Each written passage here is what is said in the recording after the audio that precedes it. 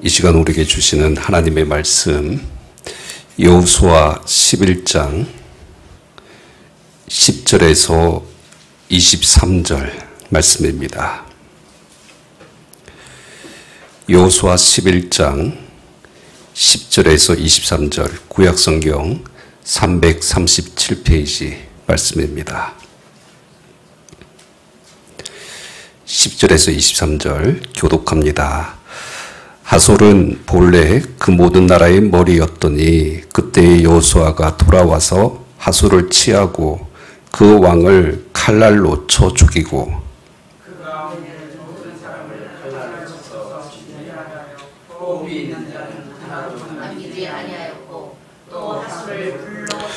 여호수아가 그 왕들의 모든 성읍과 그 모든 왕을 붙잡아 칼날로 쳐서 진멸하여 바쳤으니 여호와의 종 모세가 명한 것과 같이 하였으되 여호수아가 하솔만 불살랐고 산 위에 세운 성읍들은 이스라엘이 불사르지 아니하였으며 이 성읍들의 모든 재물과 가축은 이스라엘 자손들이 탈취하고 모든 사람은 칼날로 쳐서 멸하여 호흡이 있는 자는 하나도 남기지 아니하였으니 여호와께서 그의 종 모세에게 명령하신 것을 모세는 여호수아에게 명령하였고 여호수아는 그대로 행하여 여호와께서 모세에게 명하신 모든 것을 하나도 행하지 아니한 것이 없었더라. 여호수아가 이같이 그 온 땅 곧 산지와 온 네겝과 고센 온 땅과 평지와 아라바와 이스라엘 산지와 평지를 점령하였으니 곧 세일로 올라가는 할락산에서부터 헤르몬 산 아래 레바논 골짜기의 바알갓까지라. 그들의 왕들을 모두 잡아 쳐 죽였으며 여호수아가 그 모든 왕들과 싸운 지가 오랫동안이라. 기브온 주민 히 족속 외에는 이스라엘 자손과 확실한 성읍이 하나도 없고 이스라엘 자손이 싸워서 다 점령하였으니 그들의 마음이 완악하여 이스라엘을 대적하여 싸우러 온 것은 여호와께서 그리하게 하신 것이라. 그들을 진멸하여 바치게 하여 은혜를 입지 못하게 하시고 여호와께서 모세에게 명령하신 대로 그들을 멸하려 하심이었더라. 그때 여호수아가 가서 산지와 헤브론과 드빌과 아낙과 유다 온 산지와 이스라엘의 온 산지에서 아낙 사람들을 멸절하고 그가 또 그들의 성읍들을 진멸하여 바쳤으므로 이스라엘 자손의 땅에는 아낙 사람들이 하나도 남지 아니하였고 가사와 가드와 아스돗에만 남았더라. 이같이 여호수아가 여호와께서 모세에게 말씀하신 대로 그 온 땅을 점령하여 이스라엘 지파의 구분에 따라 기업으로 주매 그 땅에 전쟁이 그쳤더라. 아멘. 주께서 우리에게 허락하신 이 3일 밤을 기억하고 예배의 초소를 향하여서 주님 앞에 나와 영과 진리로 주님 앞에 예배하는 우리 새들의 성도들에게 이 시간 임재하여 주시옵소서. 말씀 가운데 우리를 붙잡아 주시고 말씀 안에 하나님께서 우리에게 부어주시는 그 은혜와 또 세미한 음성을 듣게 하시고 말씀을 통하여서 여호수아와 그 이스라엘 백성들에게 말씀하셨던 그 음성이 오늘 이 시간 이 자리에 우리에게 주시는 하나님의 말씀으로 응답되어지게 하여 주시옵소서. 예수 그리스도의 이름으로 기도합나이다. 아멘.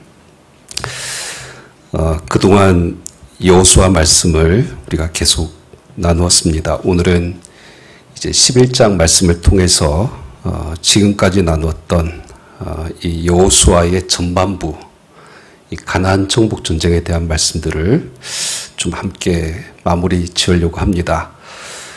정확하게 이제 말하면 1장부터 12장까지가 가나안 정복 전쟁이고 13장부터 24장까지가 가나안 땅을 분배하는 이야기를 기록하고 있습니다.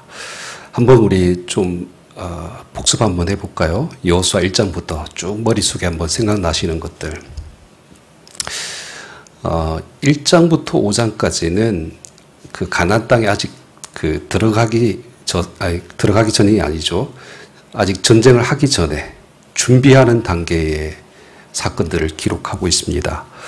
우리 1장에 보면 모세의 뒤를 이어서 이스라엘의 지도자로 여호수아를 부르는 이제 그 사건이 기록되어져 있고, 2장에 넘어가면 이 정탐꾼과 기생 라합의 이야기가 잠깐 소개되어지고 있고, 그리고 이제 3장에 드디어 요단강을 건너서 가나안 땅으로 이제 들어가게 되죠.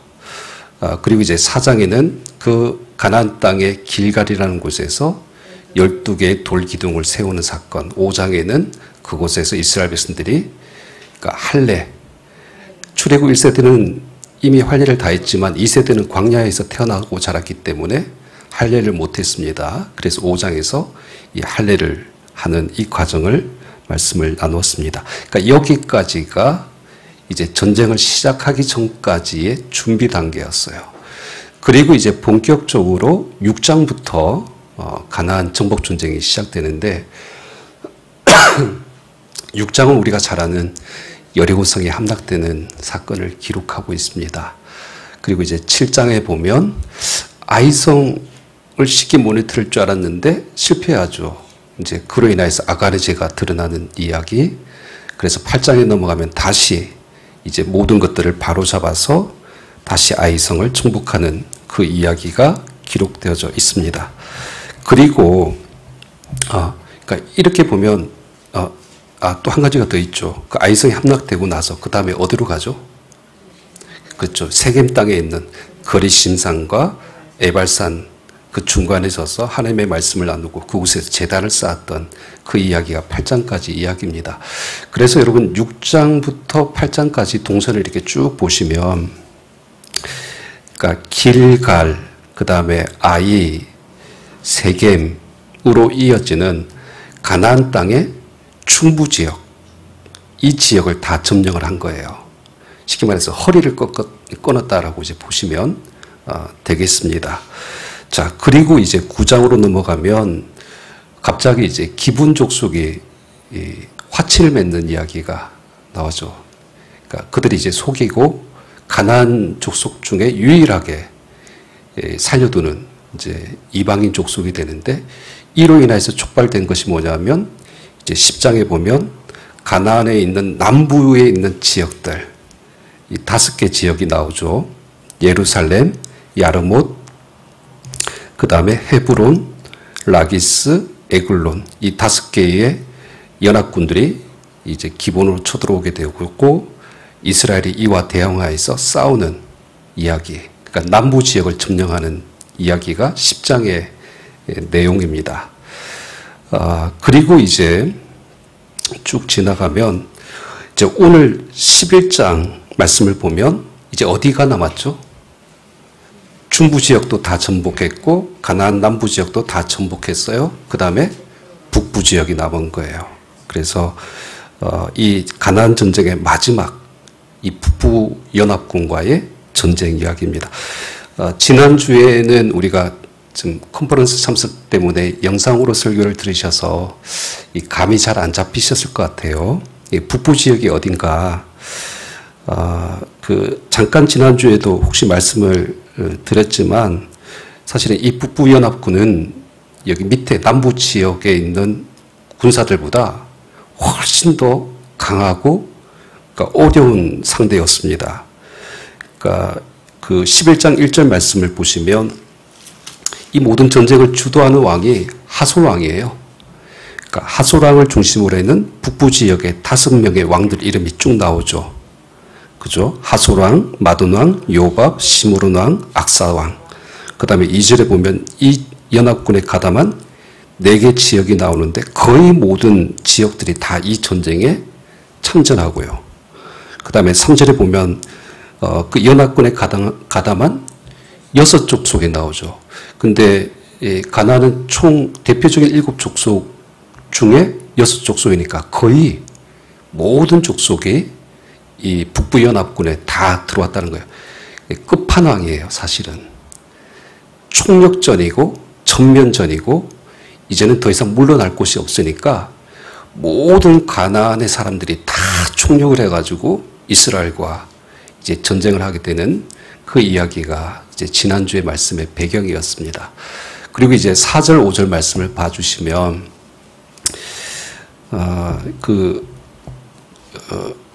여기 보시면 그들이 그 모든 군대를 거느리고 나왔으니 백성이 많아 얼마나 많습니까? 해변에 수많은 모래 같고, 그죠? 말과 병거도 심히 많았다. 그러니까 이스라엘과 비교해 봤을 때 그러니까 수적으로도 우세했을 뿐만 아니라 이 말과 병거, 그러니까 최신의 무기를 갖추고 있는 이 철기 문명과의 이제 싸움이 시작된 겁니다. 그러니까 결과론적으로 우리가 지난주에도 말씀을 나눴지만 누가 이깁니까? 그렇죠? 뭐 당연히 하나님께서 함께 하심으로 말미암아 이스라엘 백성들이 큰 승리를 거두게 됩니다. 그러니까 하나님의 말씀을 믿고 나아가서 싸웠을 때에 이스라엘이 이와 같은 이제 승리를 거두게 되는데, 자, 그리고 이제 오늘 본문 이제 가나안 정복 전쟁의 말씀을 이제 마무리하면서 그러니까 전쟁이 끝나요. 여러분 오늘 23절 말씀을 봐주세요. 23절. 자, 우리 같이 읽겠습니다. 시작. 이와 같이 여호수아가 여호와께서 모세에게 말씀하신 대로 그 온 땅을 점령하여 이스라엘 지파의 구분에 따라 기업으로 주매 그 땅에 전쟁이 그쳤더라. 그러니까 자, 오늘 말씀만 딱 보면 이스라엘이 모든 땅을, 온 땅을 점령했다고 말하죠. 그리고 그 땅의 전쟁이 그쳤다, 끝났다, 종료 선언하고 있는 거 보이시죠? 그러니까 여호수아가 가나안 정복 전쟁을 온전히 다 수행하고 다 이루었다. 이렇게 이제 말씀이 끝나고 있습니다. 근데 여러분 이제 오늘 말씀 우리가 읽을 때 참 짧은 구절인데 그냥 스쳐 지나가면서 이렇게 기록한 말씀인데 우리가 놓치지 말아야 될 좀 주목해야 될 말씀이 한 군데가 있어요. 여러분 그러니까 말씀을 한번 좀 전체적으로 잘 보세요. 제가 14절부터 한번 봐드릴게요. 그러니까 모든 내용이 어떤 식으로 표현되어 있느냐 보면 14절. 이 성읍들의 모든 재물과 가축은 이스라엘 자손들이 탈취하고 모든 사람은 칼날로 쳐서 멸하여 호흡이 있는 자는 어떻게 하였다? 하나도 남기지 아니하였다라고 이야기하고 있고 15절에도 그렇죠. 여호와께서 그의 종 모세에게 명령하신 것을 모세는 여호수아에게 명령하였고 여호수아는 그대로 행하여 여호와께서 모세에게 명하신 그 모든 것을 하나도 행하지 아니한 것이 없었다. 그러니까 여기 하나도 남기지 않았다라는 이 말이 이 전쟁의 성격을 가지고 있는 거예요. 진멸법, 헤렘, 그죠? 완전한 순종을 통하여서 승리를 다 거뒀다는 뜻이 의미입니다. 그리고 이제 16절, 17절 말씀해 보시면 16절부터 보세요. 그러니까 여호수아가 이같이 그 온 땅, 뭐 산지, 네겝, 고센 땅, 평지, 아라바, 이스라엘 산지와 평지 그 온 땅을 어떻게 했다고요? 점령했다. 17절 세일로 올라가는 한락산. 이 한락산이 어디냐면 그러니까 남쪽에 있는 산들 중에 가장 높은 산이에요. 그리고 여기 헤르몬산은 어디입니까? 북쪽에 있는 산 중에 가장 높은 산. 그러니까 가나안 땅의 경계를 이 브엘스바에서 단까지잖아요. 근데 남쪽에 있는 가장 큰 산에서부터 북쪽에 있는 큰 산까지 우리나라 말로 표현하면 백두에서 한라까지 뭐 이런 개념이에요. 그러니까 그 땅을 다 점령했다. 그리고 19절 기본 주민 히위 족속 외에는 그러니까 이 기본 족속은 속여가지고 화침에 주장했으니까 여기 말고 이스라엘 자손과 화친한 성읍이 하나도 없고 이스라엘 자손이 싸워서 어떻게 해요? 다 점령했다. 20절 그들의 마음이 완악하여 이스라엘 대적하여 싸워온 것은 여호와께서 그리하신 것이라 그들을 진멸하여 바치게 하여 은혜를 입지 못하게 하시고 여호와께서 모세에게 명령하신 대로 그들을 멸하려 하심이었더라. 그리고 마지막 22절 말씀 봐주세요. 자, 어떻게 끝나느냐 하면 이스라엘 자손의 땅에는 아낙 사람들도 하나도 남지 아니하였다라고 이제 표현하고 있어요. 여기까지 보면 그냥 다 하나도 남김없이 하나님께서 말씀하신 대로 다 점령했다. 그러니까 이런 표현들이 계속 나오다가 갑자기 뜬금없이 짧은 문구가 살짝 스치고 지나갑니다. 22절 뭐라고 더 기록되어 있죠? 가사와 가드와 아스돗에만 남았더라. 그러니까 22절 마지막 큰 기퉁이에 아주 이제 지금까지 말과는 너무나 모순되는 짧은 구절이 있는데 정복하지 않고 남겨둔 족속과 땅이 있었다. 그러니까 그 땅이 어디라고요? 가사, 가드, 아스돗을 이야기를 하고 있습니다. 여러분, 그러니까 이곳이 어디냐면 앞에 지도를 봐주시면 우리가 잘 아는 블레셋 땅이에요. 블레셋은 이 지중해 해변을 중심으로 해서 지금의 우리 팔레스타인 전쟁이 일어나고 있는 바로 그 지역입니다. 여기가 아스돗, 그 다음에 그 중간에 아스글론, 아닙니다. 여기 아스글론 동그라미 치면 안 되는데, 예, 여기가 가드입니다. 제가 PPT를 준비해 오면서 다른 데 동그라미 쳤네요. 위치는 보이십니까?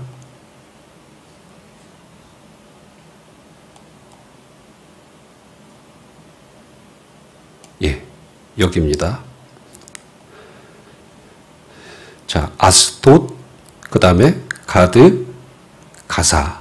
여기가 블레셋의 원래 5개 도시가 연합 국가이거든요. 에글론하고 아스글론까지 포함해가지고 블레셋인데 이 중에 3개 도시가 지금 언급되고 있습니다. 그러니까 여러분, 그러니까 말씀을 이렇게 딱 비춰보면 가나안 모든 전체 지역으로 볼 때 정말 아주 작은 몇 개 도시예요. 3개 도시밖에 안 돼요. 그리고 오늘 말씀이 총 이제 23절이잖아요. 그 중에 딱 한 절. 그것도 온전한 한 절이 아니라 반절밖에 안 되는 말씀이잖아요. 그러니까 이런 개념으로 보면 퍼센테이지로 따지면 그러니까 이렇게 표현할 수 있을 것 같아요. 100% 다 점령한 것이 아니라 딱 그 중에 3% 정도는 남겼다는 거예요. 그러니까 어쩌면 사실은 결과론적으로 봤을 때 가나안 족속을 거의 다 진멸했다고 봐도 사실은 무방합니다. 그러니까 그 정도로 미미한 일부분일 뿐이고 전체 대세에 영향을 주지 않는 그런 남은 도시 3군데가 있는 거예요. 그러니까 우리가 지금 많은 말씀 중에 지금 왜 이 작고 사소해 보이는 3개 도시를 지금 언급을 하는가? 그러니까 쉽게 지나칠 수 없는 그러니까 중요한 메시지가 이 속에 있기 때문에 그렇습니다. 여러분, 그러니까 이것이 나중에 어떤 문제를 야기시키는가? 모세 때 하나님께서 미리 말씀하신 내용이 있어요. 여러분, 민수기 33장으로 한번 가봐 주세요. 민수기 33장.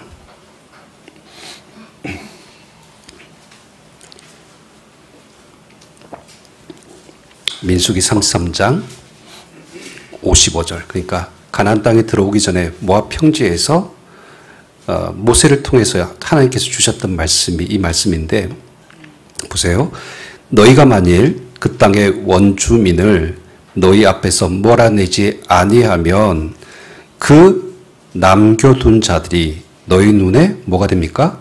가시와 너희 옆구리에 찌르는 것이 되어 너희가 거주하는 땅에서 너희를 괴롭게 할 것이요 라고 지금 말씀했죠. 그런데 실제로 이제 그 일이 일어나요. 여러분, 자, 3개 도시를 잘 기억하고 오늘 이제 말씀을 들어주셔야 됩니다. 여러분께서 잘 아시는 사사시대 때에 가장 유명한 사사하면 삼손이잖아요. 삼손이 그렇게 이제 블레셋을 많이 죽였는데 그럼에도 불구하고 끝내 마지막에는 블레셋 사람들에게 사로잡히죠. 두 눈이 뽑히고 그리고 이 완전히 쇠사슬에 묶여가지고 맷돌을 돌리는 그런 비참한 이제 신세까지 전락합니다. 근데 그 장소가 어디냐면 오늘 성경에 나오는 가사입니다. 가사. 그리고 여러분 사무엘상에 보면 블레셋의 가장 유명한 장수 골리앗 아시잖아요. 근데 이 골리앗이 전쟁에 성공해서 가지고 이스라엘 민족 앞에서 하나님을 막 모욕할 때 사울 왕과 이스라엘 백성들이 막 두려워서 벌벌 떨잖아요. 근데 이 골리앗이 어디 사람인 줄 아십니까? 가드 사람이에요. 또 여러분 그 이스라엘 백성들이 사사기 말씀해 보면 전쟁에 나갔다가 하나님의 법궤를 빼앗기는 경우가 한 번 있었죠. 사무엘서에 나오죠. 법궤를 빼앗기는 경우가 있습니다. 그때 그 법궤가 어디로 가냐면 그 블레셋 사람들이 자기들이 섬기는 다곤 신전에 있는 이 아스돗 색의 이 하나님의 법궤를 가져가죠. 그러니까 자기들이 이겼다. 그러면서 그 신전 안에 법궤를 놔둔 겁니다. 그러니까 성경에 보면 가사, 가드, 아스돗은 이스라엘 역사에 있어서 굉장히 비참하고 수치스러운 일을 당할 때 등장하는 세 개의 도시입니다. 그러니까 뿐만 아니죠. 여러분, 나중에 이스라엘이 결정적으로 영적으로 타락하는 이유가 이 블레셋의 영향이 가장 커요. 여러분, 사사기 10장 6절 말씀 한번 봐주세요. 사사기 6장 10절.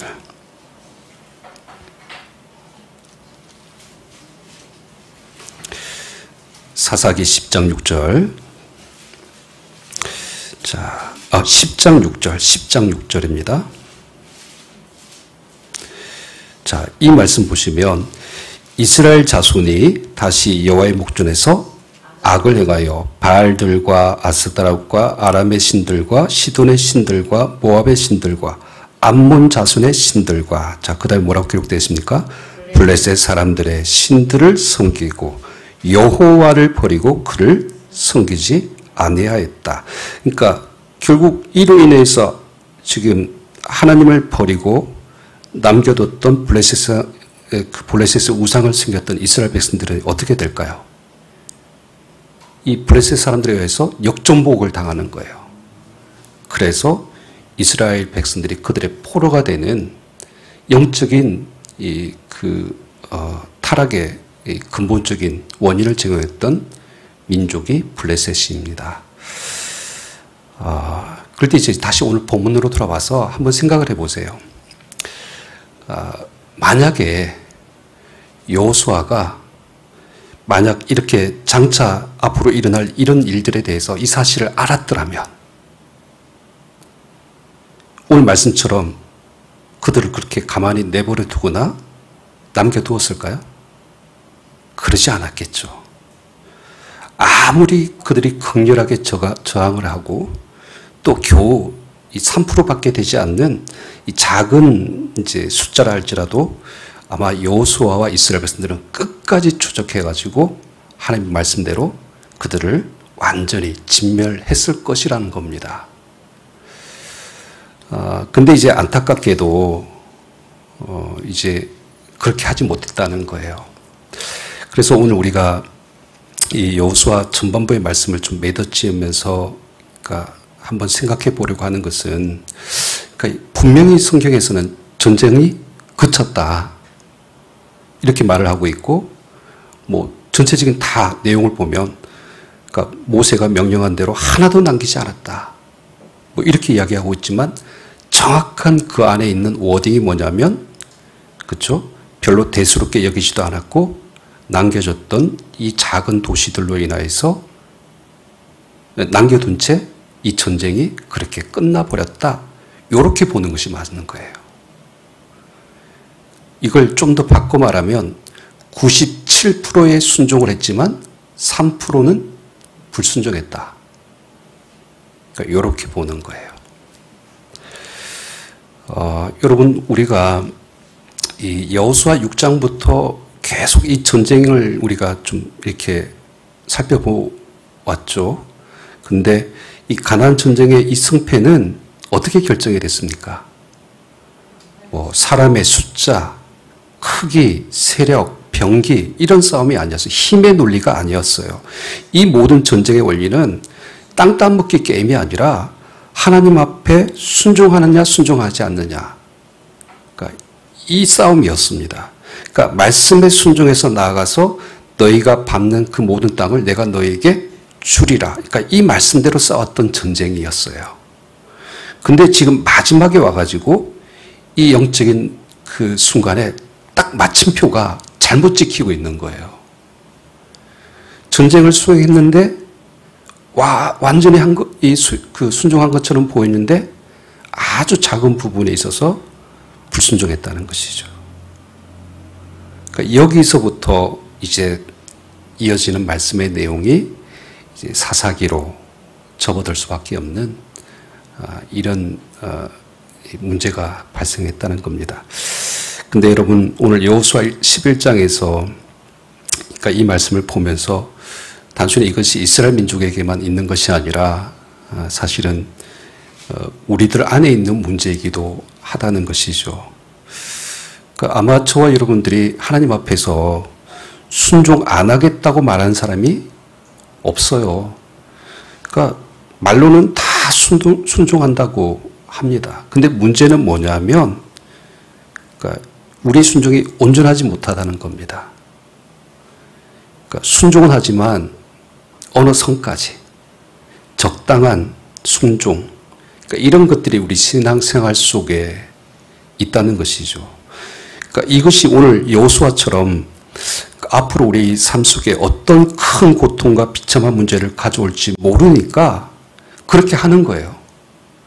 그리고 우리 안에 남겨져 있는 이 작은 불순종의 영역이 우리 삶의 어떤 영적인 실패와 문제를 야기시킬지 우리는 상상조차도 못하기 때문에 그대로 방치하면서 그 선까지만 순종을 하고 있다는 것이죠. 그러니까 이런 이제 고민을 할 수밖에 없는 말씀의 본문이 오늘 말씀입니다. 여러분 가장 성경적으로 쉽게 또 예를 들 수 있는 인물이 이스라엘의 첫 번째 왕이었던 사울 왕 이야기예요. 하나님의 기름 부심으로 말미암아 이스라엘의 왕이 됐지만 하나님께서 그 사울에게 가장 첫 번째로 주신 명령이 뭐냐면 모든 아말렉을 진멸하라. 이 명령하셨거든요. 그 사울 왕이 나가서 싸워서 승리합니다. 그리고 다 진멸하긴 해요. 사람은 다 죽입니다. 그런데 성경에 딱 보면 다 했지만 그의 양과 소의 가장 좋은 것 또는 기름진 것 어린 양과 모든 좋은 것은 남겨두었다라고 성경이 이야기를 하죠. 그때 하나님께서 노하셔요. 말은 이 사울이 뭐라고 이야기합니까? 이거 하나님 앞에 제사 드리려고 예배 드릴 때 쓰려고 가장 좋은 거 이거는 변명이고요. 그러니까 하나님께서 이제 결국 뭐라고 이야기하시냐면 내가 사울을 왕으로 세운 것을 후회하노니 내가 돌이켜 나를 따르지 아니하고 내 명령을 행하지 아니하였다라고 이야기를 합니다. 그러니까 하나님의 말씀은 아주 단호하면서도 명료합니다. 그러니까 정말 그 많은 것 중에 거의 다 순종을 했어요. 근데 그 작은 것을 이제 대수롭게 여기고 순종하지 않았는데 그것에 대해서는 분명하게 이것을 불순종이라고 이야기합니다. 그러니까 성경이 뭐라고 말하냐면 부족한 순종도 불순종이다. 이 말씀을 하고 있는 겁니다. 결국 이제 사울은 그때부터 하나님께서 그를 폐하시고 다윗이 새로운 이스라엘의 왕으로 세움을 받게 되는 버림을 받는 인생으로 전락하게 되는 것이죠. 근데 유심히 이제 말씀을 들여다보면 사울 왕도 그랬고요. 오늘 여호수아도 그 실수를 지금 범하고 있습니다. 그러니까 이런 잘못된 부족한 불순종을 여전히 변명만 하면서 우리의 이 불순종을 합리화하는 그런 모습들이 오늘 저와 여러분들에게도 있다는 것이죠. 그러니까 말씀을 곰곰이 이렇게 묵상하다가 갑자기 뜬금없이 이런 옛날 어르신들 말이 생각났어요. 내가 호랑이 새끼를 키웠구나. 이 말은 좀 어떻게 보면 이 말씀과 좀 어떨지 모르겠지만 사실 이런 것들이 있어요. 처음에 별거 아닌 거라고 생각하잖아요. 그러니까 작아 보이는 호랑이처럼 여겼는데 나중에 되니까 그것이 우리의 큰 근심거리가 되는 경우들이 있잖아요. 근데 저와 여러분 안에도 이런 영적인 호랑이 새끼들이 막 있는 거예요. 남겨둔 것들이. 그러니까 이 남겨둔 그 부족한 불순종이 언젠가는 큰 죄의 불씨가 되어서 여러분들을 넘어뜨리기도 하고 하나님과의 관계를 깨트리게 만드는 그런 문제를 야기시킬 수도 있다는 것이죠. 그래서 이제 여러분, 그러니까 이런 생각들이 우리 안에 있는 것을 참 조심하고 경계해야 되는데, 이런 거죠. 이 정도면 좀 되지 않았을까. 내가 보기에는 거의 순종한 것 같아요.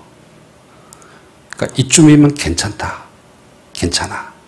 그러니까 이런 어떤 마음들이 우리의 어떤 판단에 있으면 이 순종에 있어서 가장 걸림돌이 되는 겁니다. 여러분, 그 사사시대를 평가했던 그 유명한 말이 있잖아요. 그렇죠? 사사기 21장 25절에 나오는 내용이 보면 사람이 각기 자기 소견에 옳은 대로 행하였더라. 그러니까 그 순종하지 못하는 사람들에게도 사실 보면 다 이유는 있어요. 그러니까 자기 소견에 옳은 이유들도 있고 그렇게 할 수밖에 없는 나름대로의 그런 명분들도 있습니다. 그러면서 이제 다 우리는 뭐라고 이야기하면 난 최선을 다했어. 그러니까 이 정도는 하나님께서 이해해 주실 거야. 내가 생각하기에 이것은 옳았어. 이렇게 이제 말할 수 있다는 것이죠. 오늘 이렇게 이제 본문 말씀을 이렇게 보면 우리 다시 본문으로 와서 여호수아 11장에 보면 이런 말씀이 있죠.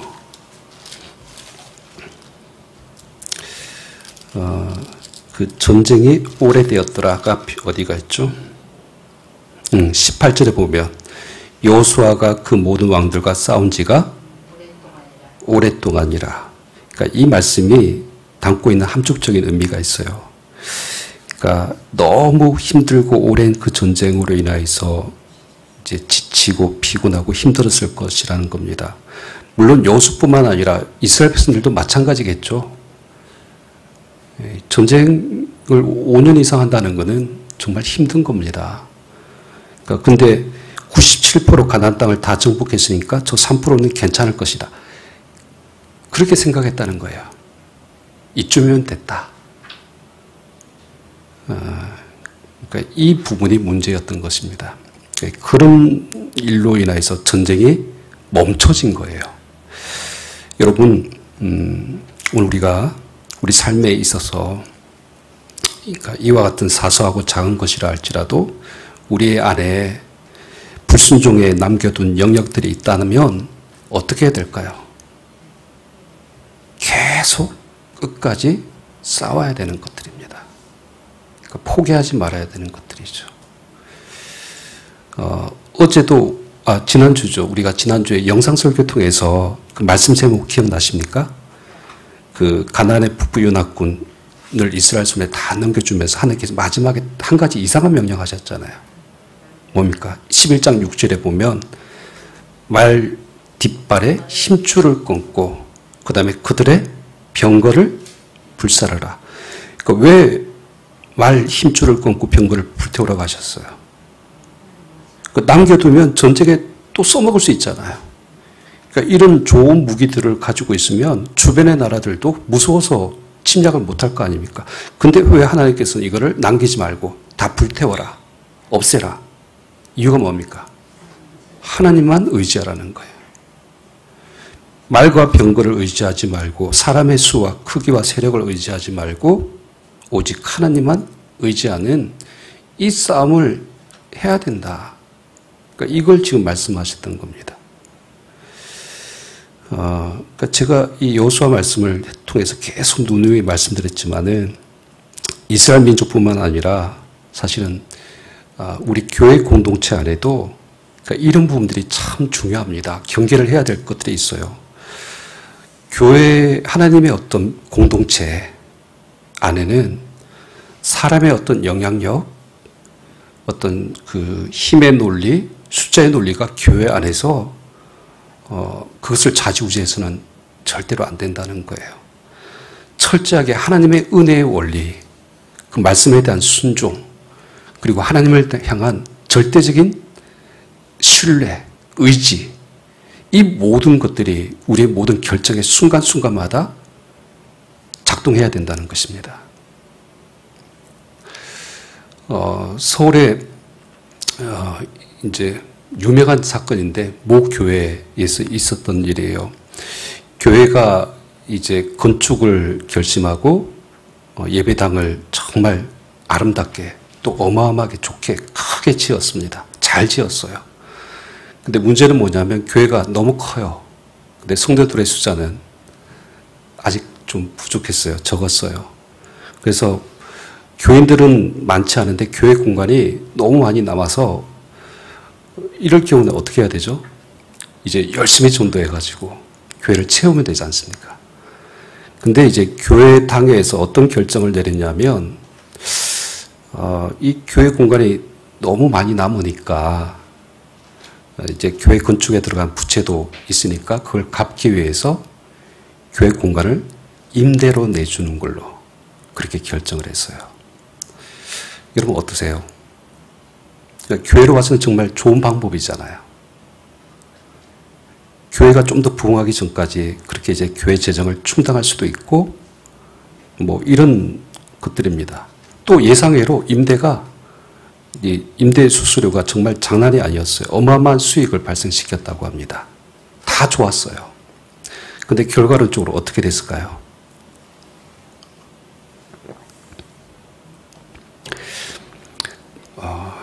이 영적인 문제가 발생합니다. 그게 뭐냐면 그때부터 교회 성도들의 영성이 이제 좀 무너지기 시작했는데 여러분 성도들 입장에서 보면 교회 임대료가 이렇게 막 어마어마하게 들어오니까 헌신을 할까요? 안 할까요? 이런 말이 좀 이상한 예화이긴 하지만 헌금을 할까요? 안 할까요? 그렇죠. 안 해요. 그러니까 결국 그 정말 잘 지은 건물이 마지막에 어떻게 됐느냐 하면 이단 건물에 팔렸어요. 이 유명한 사건입니다. 그러니까 여러분 이렇게 보면 아주 사소한 결정이었잖아요. 지혜로운 인간의 생각에 따른 결정이었어요. 사람의 생각은 나름 완전했던 것 같아요. 계산대로 계획한 대로 다 될 줄 알았는데 결국 그들이 뭘 놔버리냐면 하나님을 놔버린 거예요. 그러니까 하나님의 은혜를 구하고 의지하지 않게 되니까 그 본질이 무너져 버리니까 교회 공동체가 그 안에서 무너지게 된 것이죠.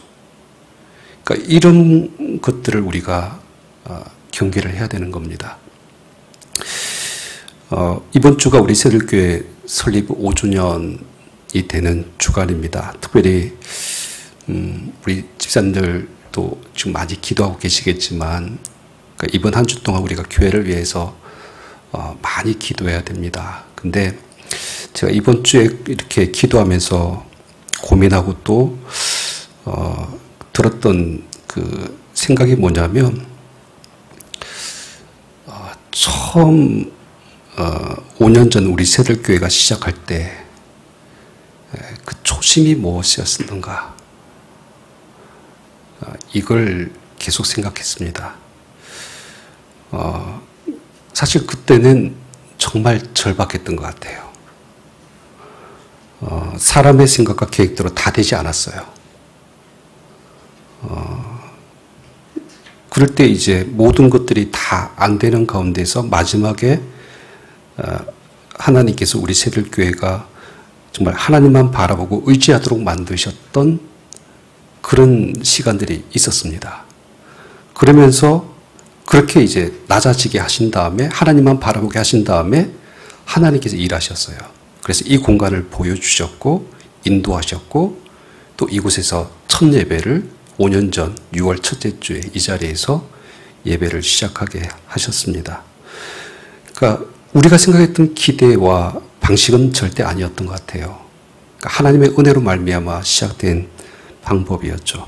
그러니까 지금 이제 이 시간이 5년이 지나고 나서 곰곰이 생각해 보면서 그때와 지금 뭔가 혹시나 우리가 잊어버리고 있는 것은 없는가?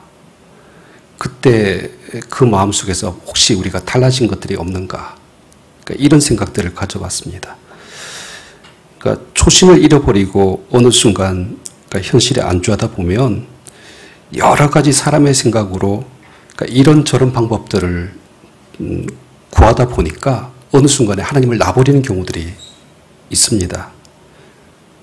근데 이 초심, 그러니까 하나님의 은혜가 없이는 안 된다는 그 절박함에서 나오는 절대적인 순종, 하나님에 대한 신뢰와 의지, 그러니까 이것이 우리 새롭교회가 가져야 될 이 5주년의 초심이 아닐까, 그 마음을 하나님께서 주셨습니다. 여러분, 많은 생각들, 계획들이 우리 앞에 있지만 다시 한 번 더 우리가 하나님을 붙잡는 이 한 주가 되기를 원합니다. 행여나 여전히 내 안에 있는 좀 남겨둬 있는 내 생각의 의지들, 그것들을 꺾어버리고 온전히 하나님께만 집중할 수 있는 그런 한 주, 그리고 그 하나님께 주시는 마음대로 또 보시는 그 뜻대로 우리 새들교회가 나갈 그 길을 인도하심을 받는 그런 또 새로운 한 주가 우리 가운데 주어지기를 주님의 이름으로 축원합니다. 기도합니다.